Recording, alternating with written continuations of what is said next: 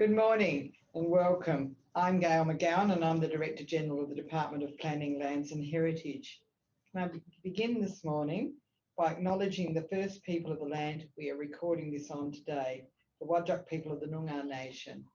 I'd like to pay my respects and acknowledge the elders past, present and emerging and recognise their strength, resilience and contribution to the life of this city. Nitja Whadjuk Budja. This is Whadjuk country, always was, always will be. And may I also acknowledge all First Nations people who may be involved in this webinar today. There are more than 25,000 historic heritage places identified in Western Australia, with more being identified in each local government review. For Aboriginal heritage sites, the number is approaching 40,000, and this is likely to be a very small proportion of the sites that could qualify. Heritage is an essential part of our landscape, our sense of place and our community identity.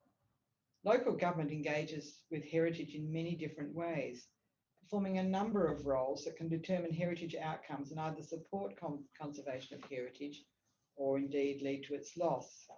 It's fair to say that decisions made by local government can have a substantial influence on what heritage will remain for future generations. Heritage can be an emotive issue for local communities, and local governments face a challenge in navigating the varied and sometimes conflicting demands that are made of them. The Department of Planning, Lands and Heritage aims to provide guidance and support to local governments on a broad range of heritage matters. Our presentations today will begin with an update on the Heritage Framework, which the Department is developing to inform and support local government in its assessment, planning and decision making on heritage matters. For this, we'll be hearing from Callum Crofton, Manager Heritage Support Services. For historic heritage, local governments are charged under the Heritage Act of 2018 with a task to establish and maintain a local heritage survey, which is an essential starting point in identification and management of heritage places. As part of his update, Callum will provide an overview of the local heritage survey and the associated guidelines published by the Heritage Council. We can think of heritage places as physical remnants of an area's history. When considering what a particular place may contribute to the heritage of the area, it's therefore important for local governments to have a structured approach to identifying and documenting its history in a usable format. For this subject, we'll be hearing from Kelly Fleming, Principal Heritage Officer in the Heritage Assessment team, who will tell us about thematic histories and explain how they can assist in linking heritage and history. One area of heritage that is receiving increased acknowledgement and attention is that of archaeology. It is easy to focus on those aspects of heritage that are immediately apparent, but archaeology can provide essential evidence of aspects of our history that are not readily available by other means. As one of the department's qualified archaeologists, Kelly will stay with us to provide an overview of archaeology and indicate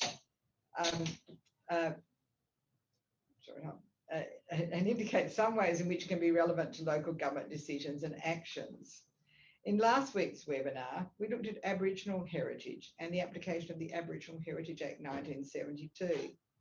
Discussions at the local government workshops that have been taking place in recent weeks have confirmed that a positive working relationship with Aboriginal communities, traditional owners and knowledge holders is essential for local governments.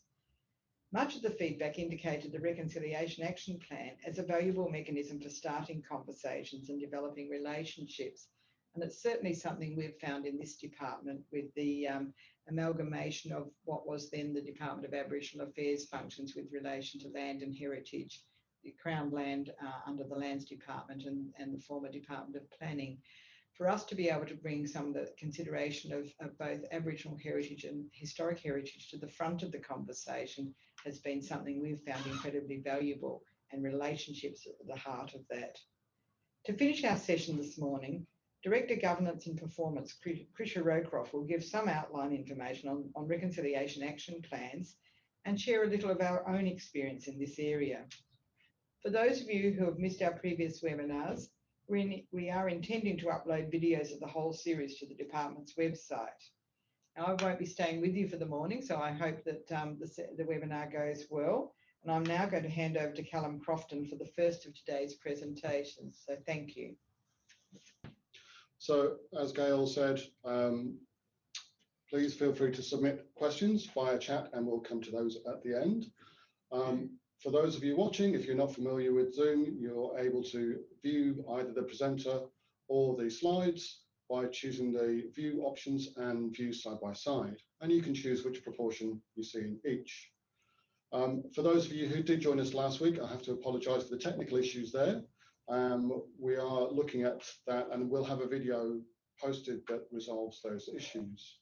And as with the other presentations, the information that we're providing is correct as of today, but if you're watching this later, then obviously it may be somewhat dated. So earlier this year, the department worked with WALGA, the WA Local Government Association, to develop a discussion group that would collaborate on the drafting of documents to form a series of resources for local government. So to date, we've had 17 different local governments working with us, and we'll be seeking further participation as work progresses. So the aim of creating a heritage framework is to provide a range of guidelines, templates, sample text, information sheets, and other material that together forms a broad range of relevant works that will assist local government in its activities. Some documents will relate to the planning framework, which for most local governments is one of the primary ways in which they engage with heritage, and an area in which need for further guidance has been identified. The Heritage Framework is intended to become a reference library from which local governments can withdraw information and use it as the basis of their own document suite. Where templates and sample text are provided, local governments will be free to amend and personalise them to suit their local conditions. In this way, each local government can assemble its own customised material that it most commonly needs and dip into other documents as necessary. With local governments being the intended user for the suite, their input is essential in making them practical and beneficial documents and able to meet their final needs. As we can see from this flow chart, other input will be necessary to deliver best practice and to test against relevant legislation. So we start with the discussion group and consultation moves through other stakeholders, and we can do an internal conflict check before looking for Heritage Council and, where necessary, WAPC endorsement. And finally, they'll come out and be published. So for those of you who joined us for our first webinar, you would have noted that we have already established guidelines for the establishment of a heritage list. And these are currently working through with local governments and being put through their paces. So this is one document that was endorsed by WAPC, and as I say, that's covered in our first video. So development of guidelines to support local planning policies for heritage places and heritage areas is also underway, as is update of guidance on the assessment process for local heritage. So these three documents will begin general consultation early in 2021 with the intention of publication before the end of the financial year in June 2021. When we're talking with local governments, we're also looking at what the next priorities will be for the heritage framework. And as you can see from this slide, there are a number of different areas that have been flagged for potential guidelines. These are varied issues that local governments have identified as being relevant to heritage and their local area. Now, any local government staff are welcome to input to any of these projects by identifying the need for guidance or sharing your own experience and practice in these areas. And there'll be a contact detail at the end of this section. So when the Heritage Act was introduced in 2018, it created a requirement for the Heritage Council to create guidelines for local heritage surveys. And this was done middle of last year. And these guidelines aim to provide core information on the local heritage survey, standardized terminology, and encourage a consistent approach. So it's important to understand that following the guidelines isn't mandatory, and it's expected that this will be developed, it should reflect, community expectations. So the guidelines provide a standard for local governments to work from. It can also support local government staff when responding to input and potential pressure from community or from their elected members or property owners to take specific actions that are not consistent with the guidelines. So having a standard provides a benchmark that can be shared around and manage expectations. So the guidelines are drawn from contents from two earlier documents that originated from the Local Government Heritage Working Party, and these documents were first published in 2007. So from there's obviously been a need to update and reflect change in practice and also the experience of local government since this time. So the updates include further guidelines around the definition of place, information on consultation, identifying different formats for review and update, and confirming a link to inherit. And I'll just talk in brief about some of these shortly. So when we're talking about place, this is something that was established in the new Heritage Act. There is further commentary around what a heritage place may be. So consistent with the Act, a place has been identified that may include archaeology, built form, movable objects, or it may include gardens and trees, or any combination of these. A place may be included for its potential to contain archaeological remains, particularly subsurface material, or in relation to archaeological remains already identified. And Kelly will cover this area later on in this presentation. Equipment, furniture, fittings, and other objects may be defined in terms of the land area for a heritage place in which they're associated.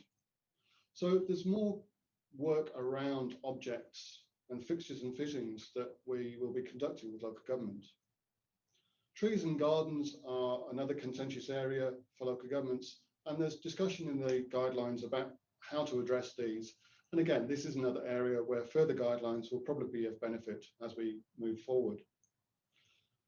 Places of significance to Aboriginal communities may be included on their local heritage survey where their cultural heritage significance is not solely connected with Aboriginal traditional culture. So the Heritage Act provides that places that are solely significant because of Aboriginal tradition and culture are not covered under the Act. This recognises that the Aboriginal Heritage Act is there for that purpose.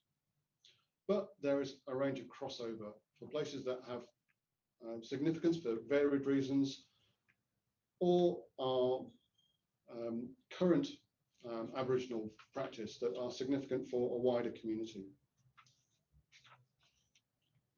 So the previous Heritage Act required that the old municipal inventory was updated every 4 years.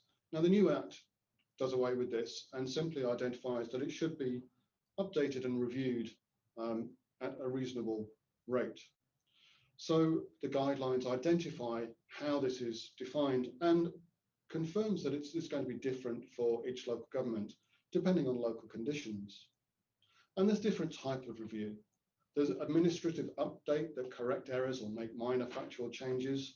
There's a general review that will require community consultation and take input on what may be new heritage places and new understanding of heritage in the general area. And there may be occasional place-specific reviews that really just update 1 or 2 places and don't need that broader coverage.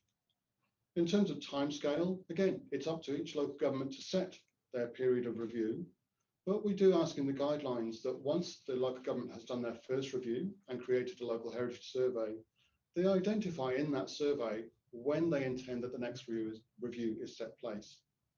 And this may be anywhere from 5 to 15 years, depending on what your strategic planning, your community planning documents are planned to do.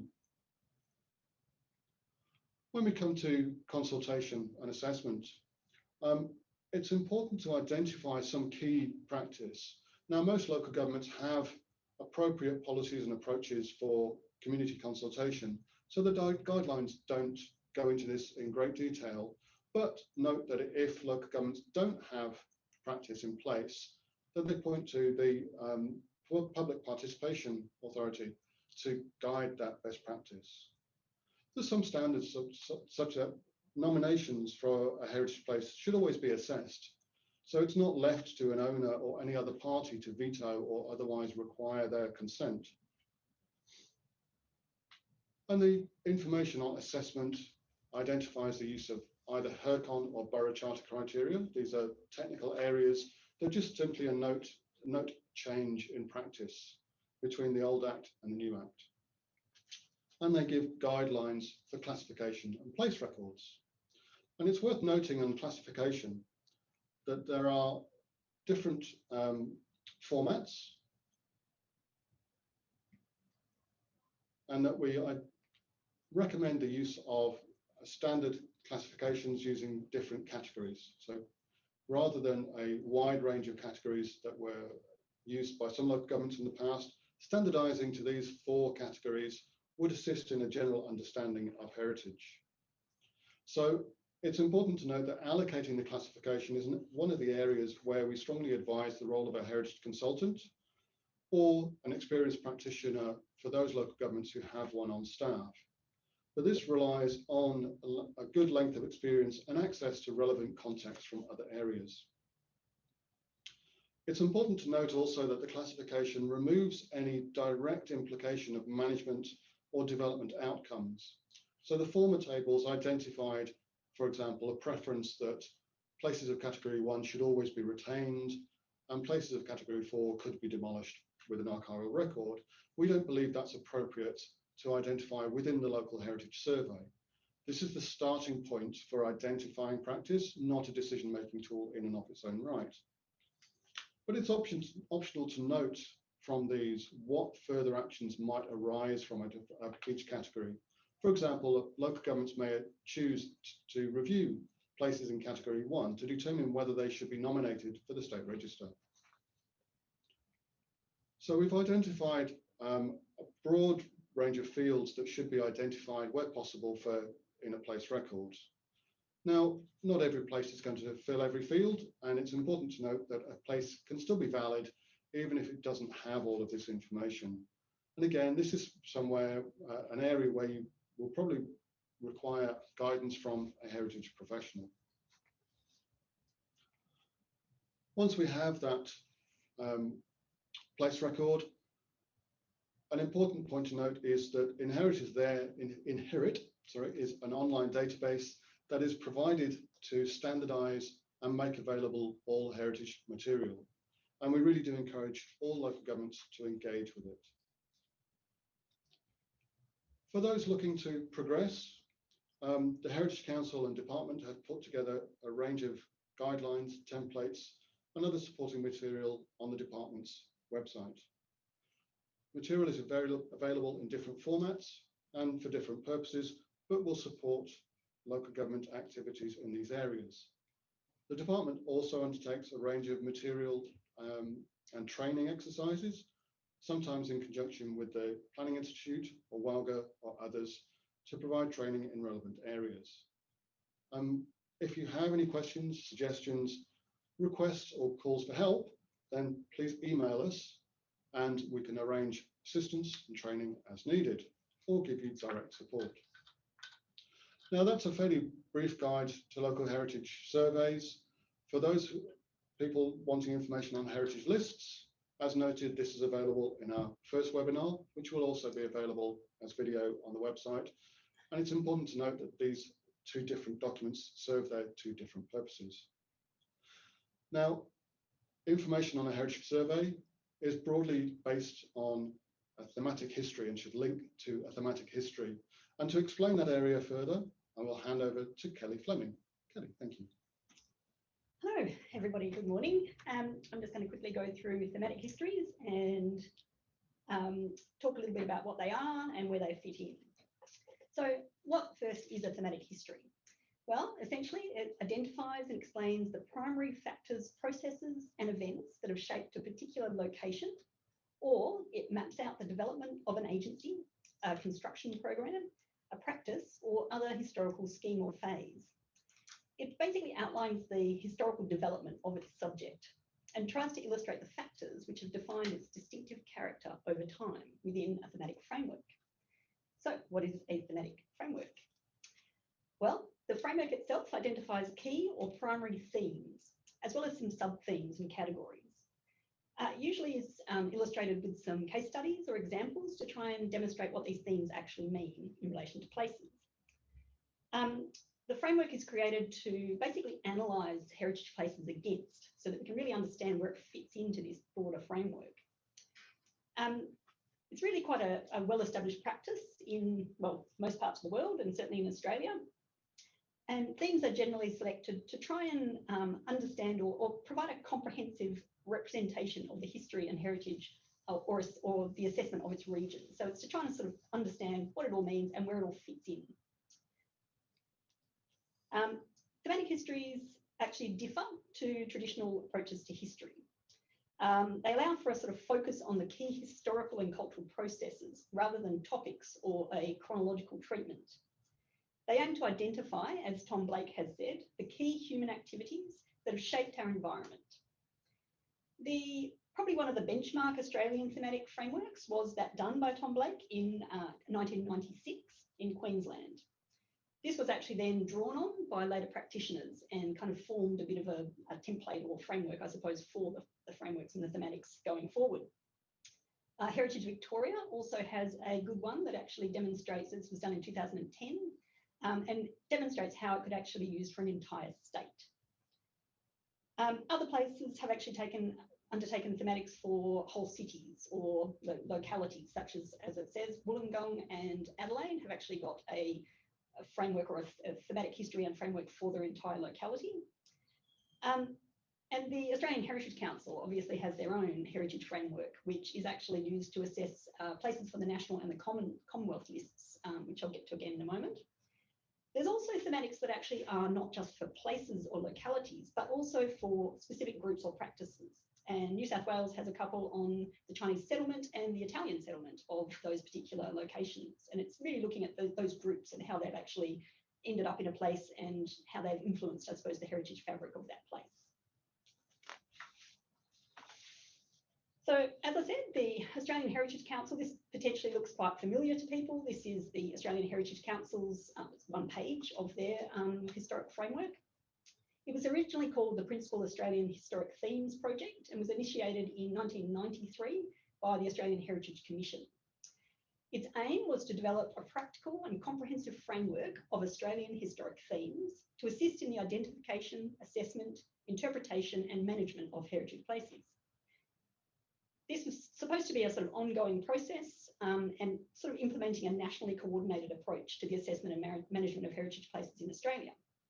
It is intended to be applicable to all states and territories, regional and local governments, as well as at the national level. It also demonstrates how complex it is to have a thematic framework for an entire country.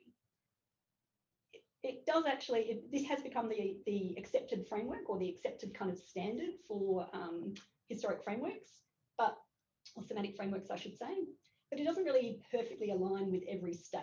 When you actually think about it, Western Australia obviously had their gold rush at a very different time to the eastern states. So it can be used as the benchmark, but looking at frameworks need to be a little bit more flexible for that particular location as well. Thematic histories have been used in Western Australia since at least the 1990s, but some of these early versions really were just an inventory or a list. They didn't necessarily have that comprehensive framework behind them. Municipal inventories, or now called local heritage surveys, that were compiled by local governments, also generally included a thematic history and framework. Assessments for the State Register use the AHC Historic Themes Framework, but we also have Heritage Council themes that are all included in an assessment. So we're basically looking at each of those thematic frameworks and seeing how the place fits into that. It's fair to say that thematics and frameworks have actually been developed for quite some time in Western Australia for some decades, but we've kind of been informed by some of these early approaches in how we do them today. And we're really looking in more recent times at a far more comprehensive application of this thematic approach. So this is actually the Heritage Council's current themes. These are the ones that we include in heritage assessments currently and try to sort of look at where they fit into this thematic framework. And they're searchable on our online database Inherit. As you can see, they're not very comprehensive. They're a fairly sort of basic list of themes, and they're not really situated within a really comprehensive, broad framework that really appreciates where these historic themes come in. And we're actually doing some work at the moment that will look to replace these eventually and try to provide a much more comprehensive Western Australian thematic framework. This is one just for a local government example that is actually quite a good historic framework from the city of Subiaco. So this one's been done, not quite sure when, only a few years ago, I think, and really does demonstrate how a locality can have quite a good comprehensive framework and can actually then be used to look at their assessments and considerations of their historic places in that particular locality. That's about all for the thematics section, but you're going to have me talking about the archaeology as well, so we'll move on to the next section. So I'm also an archaeologist, and I'm just going to talk to you quickly about archaeology and where it fits into heritage, I suppose you could say. So what is archaeology? Well, first off, I tend to like to point out that it has absolutely nothing to do with dinosaurs. That's probably one of the most common questions that archaeologists get.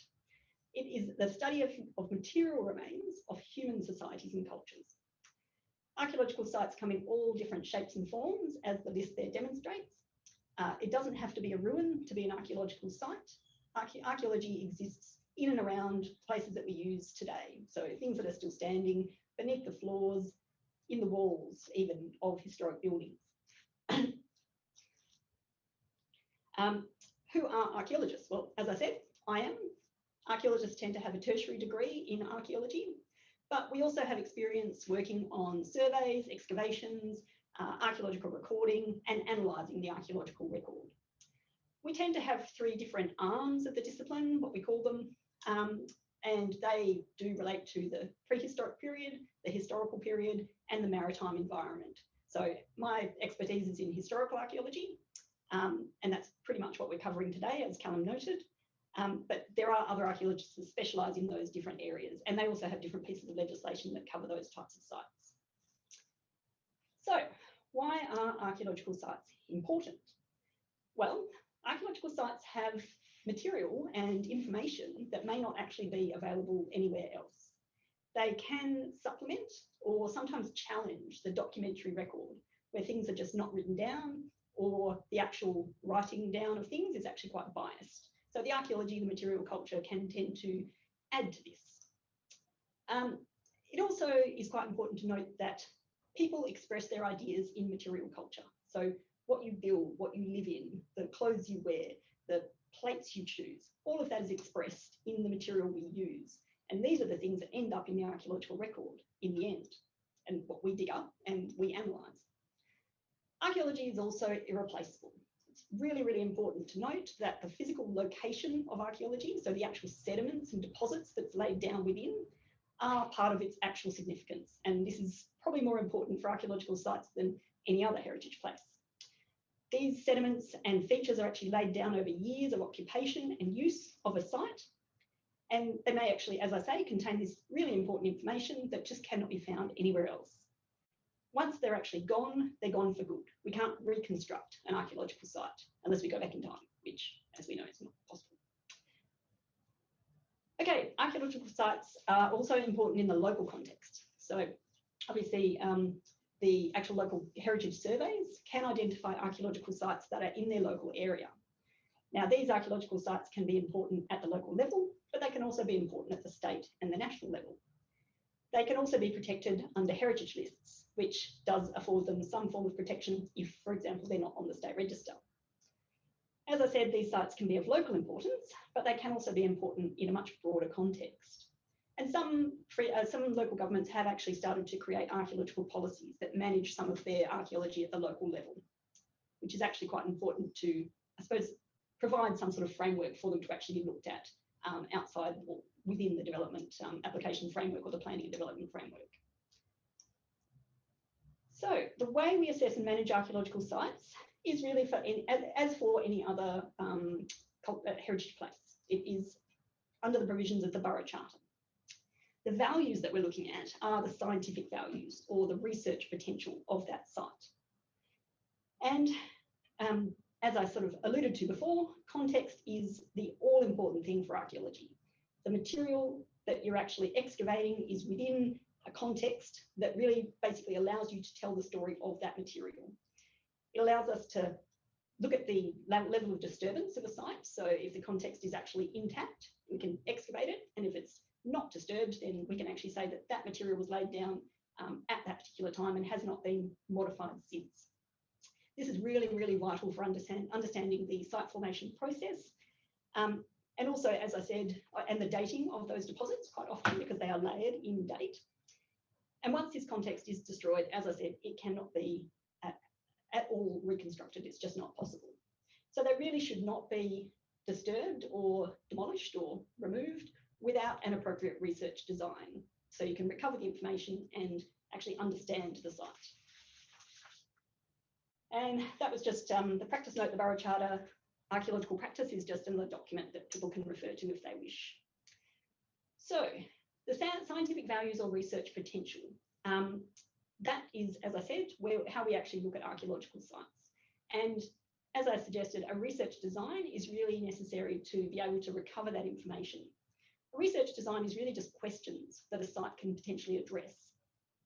And the actual goal of answering or addressing these research questions is to understand what people were doing at that particular site, to recover that information that may not be available elsewhere. As I said, documents can sometimes be biased, but sometimes things just don't get written down. We don't really talk about what we have for dinner every day. So that information is actually recoverable sometimes from the archaeological record. As I said, it's irreplaceable, can't say that enough. And that means that appropriate management really is essential.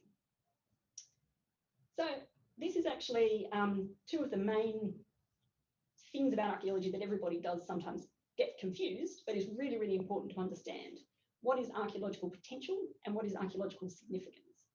Archaeological potential, as it suggests, extent to which a site may contain physical evidence of the past activities. So basically, it's got stuff. Every archaeological site has stuff, material culture, artifacts. And how intact these actually are is the degree of archaeological potential. Not all archaeological potential, though, has a high degree of significance. So it's important to understand that all sites have potential, all sites have stuff, but some of that stuff is way more important than others. So it's really important to make that distinction. This is always the significance itself is assessed in its broader setting. That might be at a local level or it might be at a state level. So it really has to be understood in how well it may be able to address questions about Western Australia's history or potentially the history of a locality. An example that I quite like to use to just demonstrate what the difference is between potential and significance is if you had a 1945 house that was constructed in 1945, they're a dime a dozen, they're everywhere. And all of these places, if they've been undisturbed, they have archaeological potential. So they have stuff under the floorboards around the house, archaeological material. If you then looked at that house and actually said, well, it actually was occupied and potentially constructed by a former Prime Minister, its significance level comes up a notch. So you can understand life of people in the 1940s, but if it's actually understanding the life of a former Prime Minister, its significance level is elevated quite substantially. One of the ways that we actually manage archaeology is through archaeological management plans. Now, these tend to be documents that really don't need to be huge tomes of information. They can be quite a small, slimmed down report, but they tend to actually be directed at identifying, assessing and managing archaeological material or archaeological sites. They also outline statutory requirements and what is actually needed to be done prior to disturbance of that site, and should always be compiled prior to the commencement of works, if at all possible. An archaeological management plan will have essentially a prediction of archaeological potential, and then it will assess the significance of that potential, and then provide some management recommendations. And this is where potential and significance comes into its fore. It really is important that all of those actions look at the potential and significance and how it's been assessed. So if a site has a high degree of archaeological potential, but a low degree of significance, the actions may be that the site, if it was proposed for demolition or removal of that material, it may not be too much of a concern. As you can imagine, a site with a high level of potential and a high level of significance is going to need some management recommendations that really appropriately manage that significant material, which could be leave it where it is. That's probably one of the most important things in archaeology. Leave it where it is if you can. An AMP will also have some information on what to do if you have unanticipated finds, assessing the significance of these finds, and also conservation and storage of material. So archaeological management plans really are one of the biggest tools we have in managing archaeology, and they really can be quite a small thing to do for an archaeological site, because then it's all guided by that archaeological management plan. However, if there is an archaeological management plan, sometimes a smaller document to just manage a certain portion of that site can also be used. An archaeological management strategy provides some really practical strategies for the management of that archaeology, and may relate to just one section of the site that needs to be worked on for a development or a change to that site. Again, prior to the commencement of works, so that that planning can actually be taken into account as the work is actually put in place. And usually they do supplement an archaeological management plan as opposed to be a standalone document. And that's about all from me. I am now going to hand over to Krisha Rokoff to talk about reconciliation action plan. And good morning, everybody. My name is Krisha Rowcroft and I'm the Director of Governance and Performance in the department. And I'm also a very proud member of the department's Reconciliation Action Plan Working Group. Part of my role is about looking at the development of plans that the department approves and uses to guide its business. So in the first instance, let's talk about what a RAP is. A Reconciliation Action Plan, or a RAP, is a strategic document that includes practical actions that drive an organisation's contribution to the national reconciliation goals, both internally and in the community in which it operates. The RAP contributes to advancing 5 dimensions of reconciliation, which have been determined by Reconciliation Australia, and they support the development of respectful relationships and creating meaningful opportunities with Aboriginal and Torres Strait Islander peoples. These dimensions are race relations, equality and equity, institutional integrity, unity and historical acceptance. The Wrat Framework enables organisations to contribute to reconciliation by building and encouraging relationships between Aboriginal and Torres Strait Islander people, communities, organisations and the broader community. They foster and embed respect for the world's longest surviving cultures and communities, and develop opportunities within organisations or services to improve socio-economic outcomes for Aboriginal and Torres Strait Islander people. The RAP framework reflects 4 levels of RAPs. So the department itself is at the reflect level. The reflect RAP involves the scoping reconciliation. So the reflect RAP allows the organisation to spend time scoping and developing relationships with Aboriginal and Torres Strait Islander stakeholders, build understanding of the department's commitment to reconciliation, and explore its spheres of influence in reconciliation, building awareness of the department's commitment to the journey for both staff and our stakeholders. The next level of RAP is an innovate RAP, and this is taking into account the reflections, what you learned through the reflect stage, and looking at how you can implement reconciliation initiatives. The Innovate RAP is the next level and focuses on building the outcomes from the Reflect RAP and an opportunity to pilot innovative strategies to empower Aboriginal and Torres Strait Islander people. A Stretch RAP is embedding reconciliation.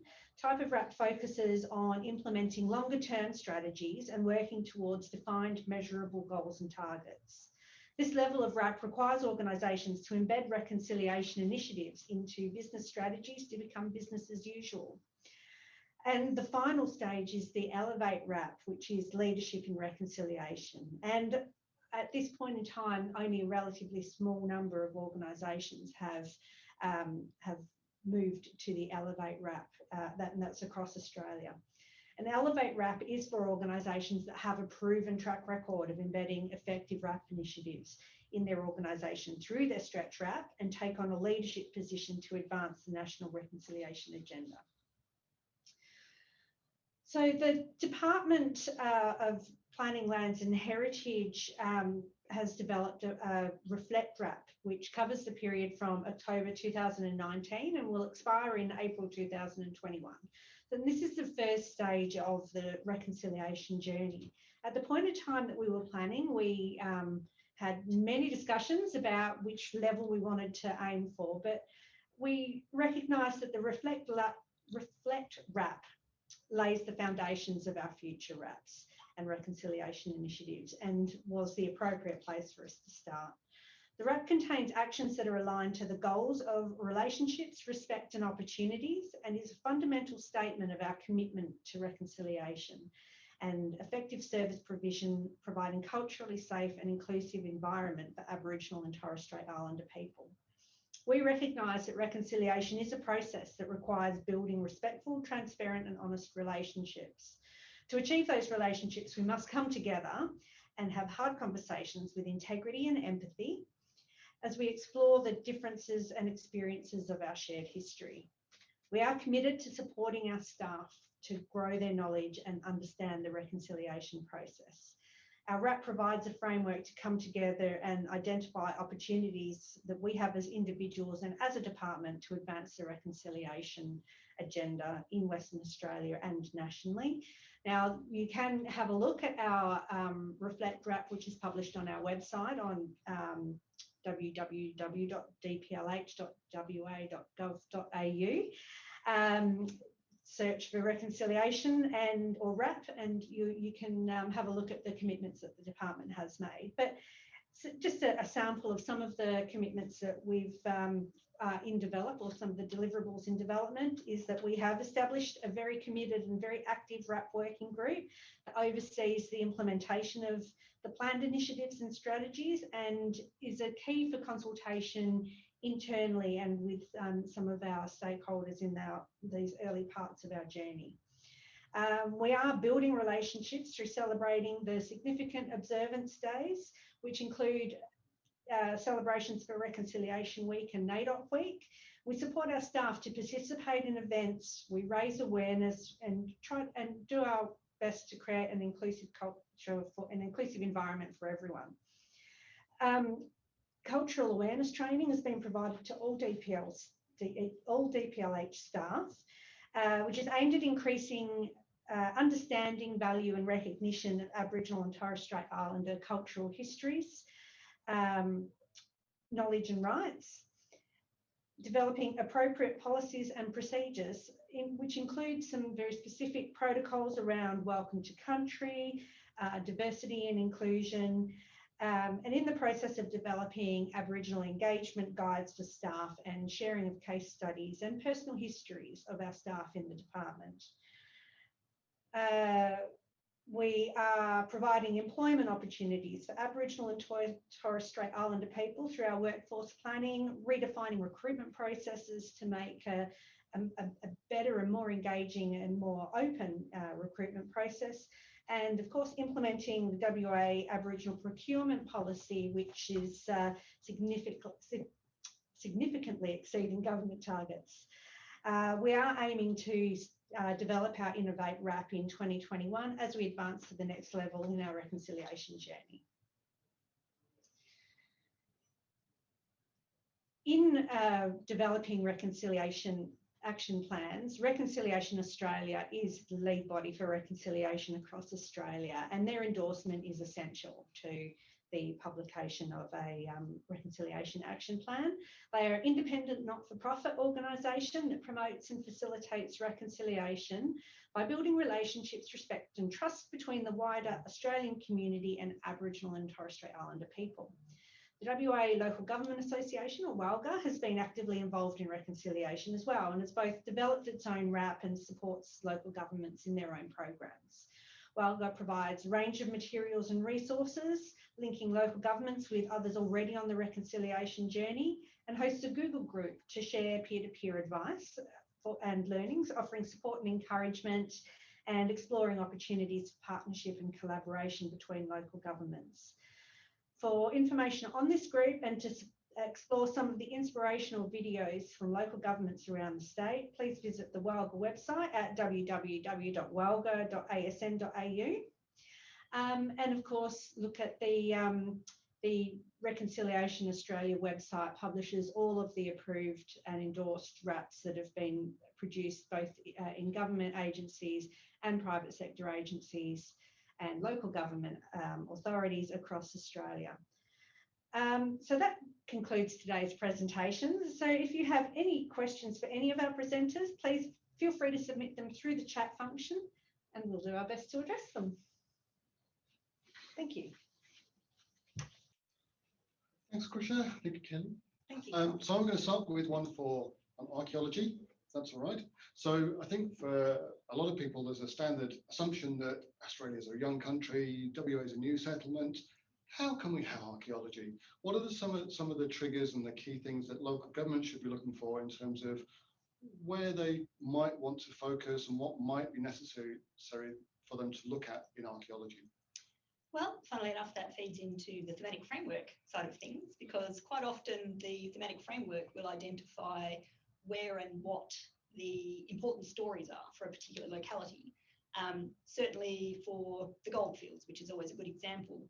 If you're looking at the goldfields across Western Australia, and there's many local governments that have a goldfields history, if you have a thematic framework that really identifies some of those key stories that are stemmed from the gold rush in Western Australia, and it's probably one of our biggest development phases in the history of our state, you'll actually find that some of those archaeological sites that you might want to consider putting onto your municipal inventory or local heritage survey are the ones that will really, really tell that story best and really have an intact archaeological record that also do have that high level of significance that can really address some of the questions that we may really want to answer about not just the local area, but also the state in general, because that can then be compared across the board.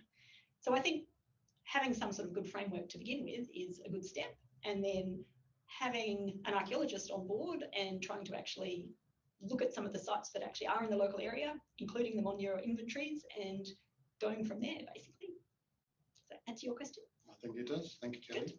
And I think in terms of the practical implementation of managing and protecting archaeology, I think many local governments have found ways to identify archaeological management plans, or looking at archaeology as part of the planning process and conditioning approvals on archaeology where it's relevant and necessary to do so. Obviously, it's one of those things that's still developing. Mm.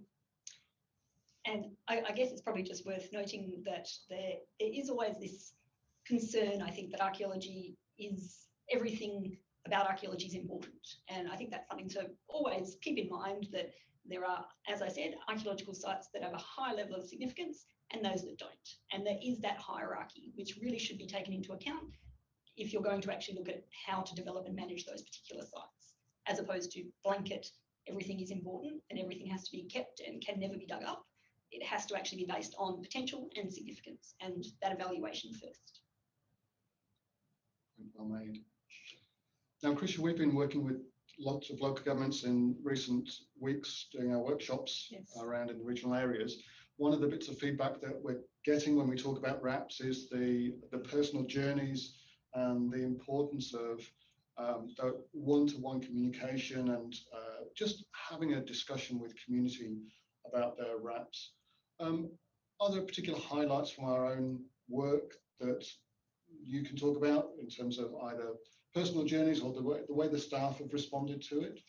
Yeah, look, I think so. There's probably a few initiatives that we can I can cover very briefly, but as I said, because we are looking at a reflect RAP, it's been very much an internal exploration at this point in time. So we're becoming aware of what are the services that we do have, where are the instances where we have that direct engagement with Aboriginal people and communities, and starting to look at the impact that our services have, or where our services maybe are not quite meeting those community expectations, and starting to look at ways that we can address those internally. So the Aboriginal engagement guidelines, I think, will be a really useful tool that will come out of our Reflect RAP journey. And what we expect to see from that will be some really practical tools for departmental staff in the first instance in planning activities that involve visiting Aboriginal community, meeting with Aboriginal people, or engaging Aboriginal people either in service delivery or in the delivery of our services. And further to that, then maybe a little bit more, again, a little bit more internal again, we've really found that in identifying and engaging our Aboriginal staff to tell their own stories has really changed, I think, the way the broader department has engaged with the RAP working group as well. We're hearing personal stories, some really positive stories, some really heartbreaking stories, and I think it's really building a stronger sense of community as well, building a stronger sense of you know, the individual experiences that people have, and the need for us to be much more sensitive as we develop those services further and undertake those activities. Indeed. Well, thank you for that. I have a question for Helen. Oh, gosh. The local heritage survey format, obviously you had the place records, that we have different place records and different information that will be needing to be included or recommended for inclusion. But what's the actual final format that's being recommended? Is it really trying to get everybody to take up custodianship in Inherit, or is it also looking at the old format where we do have basically a book of a local heritage survey, municipal inventory?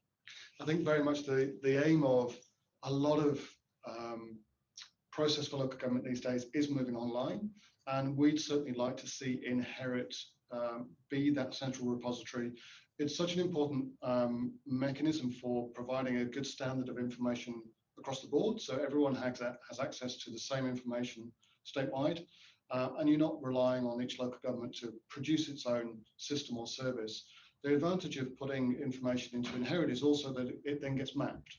So the department will map places put in Inherit, and that mapping actually feeds into the state's shared land information platform, which is a key component for providing land information and place information on lots of different platforms, including property interest reports and similar. So by making sure your heritage data is in Inherit, it means that that is getting fed out through all of these inquiries and statutory processes so that everyone is making informed decisions about their heritage places. So certainly Inherit, we're still working on Inherit as a platform that is capable of supporting local governments and those who use it.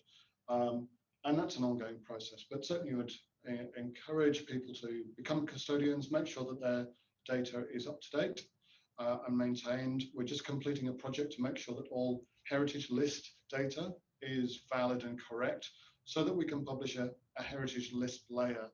And once again, those of you who have been to workshops or seen the other webinars will know that we keep saying the local heritage survey and the heritage list are two different lists, have two different statutory bases and serve different purposes.